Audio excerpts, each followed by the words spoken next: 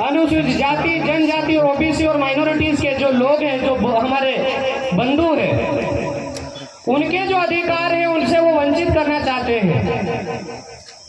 यानी कि वो हमारे 70% भाई बहनों का जो अधिकार है वो हमसे छीनना चाहते हैं।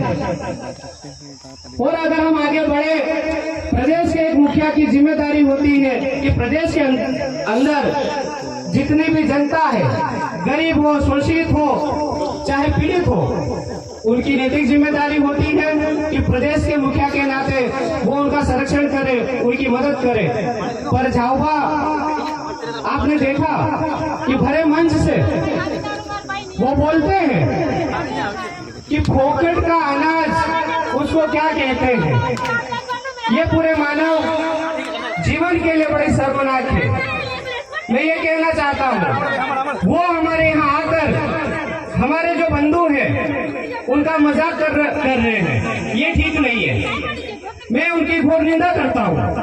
एक मुखिया के नाते उनकी नैतिक जिम्मेदारी होना चाहिए कि यहाँ पर जो जितने भी वर्ग के लोग हैं उनका संरक्षण होना चाहिए, उनकी मदद होना चाहिए।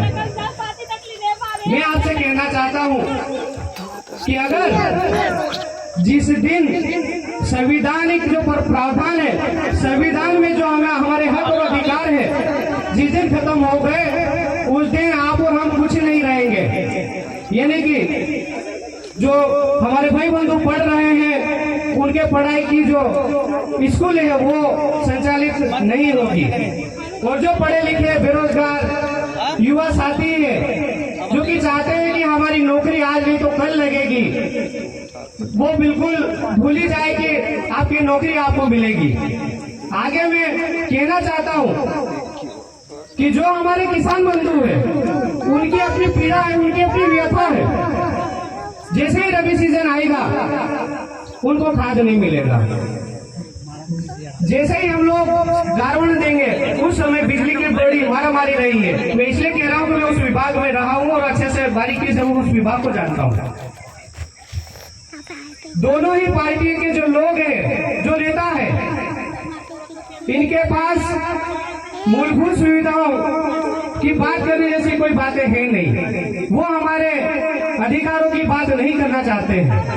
उनके पास इतना ही समय है कि वो कांग्रेस वाले, बीजेपी वालों को बोल रहे हैं कि ये तो खनन माफिया है, ये भू माफिया है, शराब माफिया है, और 10-10 हत्याओं के आरोप लगाते हैं।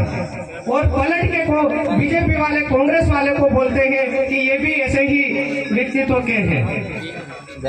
तो नेता और जो जनप्रतिनिधि है उनका काम होना चाहिए कि जो हमारे यहाँ की जनता है, जनार्दन है, जो स्टूडेंट युवा साथी है, जो बेरोजगार युवा साथी है, उनकी बात करना चाहिए, किसानों की बात करना चाहिए, न कि एक दूसरे के ऊपर आरोप प्रत्यारोप।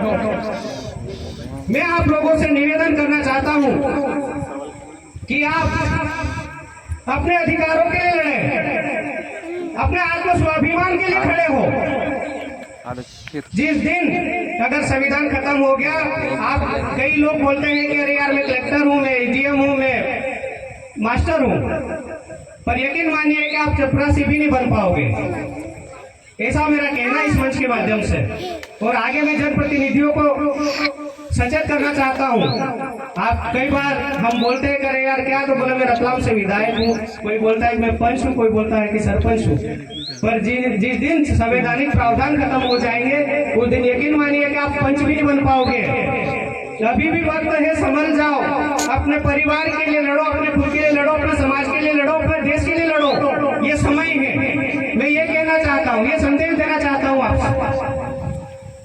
हम लोग चाहते हैं कि बेटी बेटियों का संरक्षण हो, युवा साथियों को रोजगार मिले।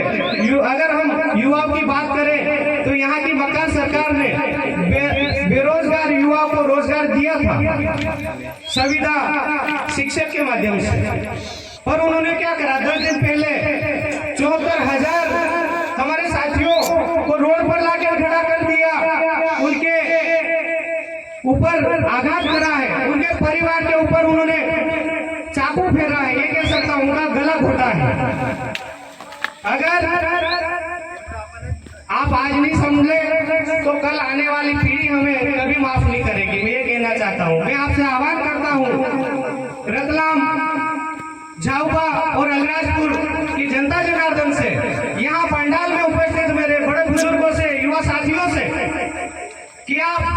अभी भी समय है, समझ जाइए। कांग्रेस बीजेपी एक तराजू के दो पलड़े हैं, एक नागनाथ है, एक सांपनाथ है।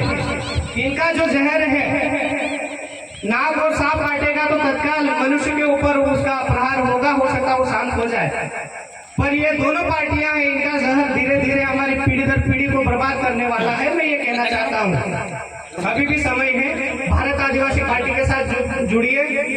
हमारे बाप दादाओं की जो मेहनत है, उनके द्वारा जो पार्टी बनाई गई है, उनके साथ जुड़िए। मैं आपसे निवेदन करता हूँ कि आने वाले 13 तारीख को ईवीएम मशीन में जो 5 नंबर का बटन है, जिस पर चुनाव चिन्ह है हॉकी और बॉल, और अपनी लोकल भाषा में कहे तो गेठी भी बोलते हैं उसको, यानी कि बड़े बुजुर्ग रहते हैं, उनका सहारा भी कह सकते हैं। तो उस पर ज्यादा वोट करें, अपने आत्म स्वाभिमान को बचाने के लिए, अपने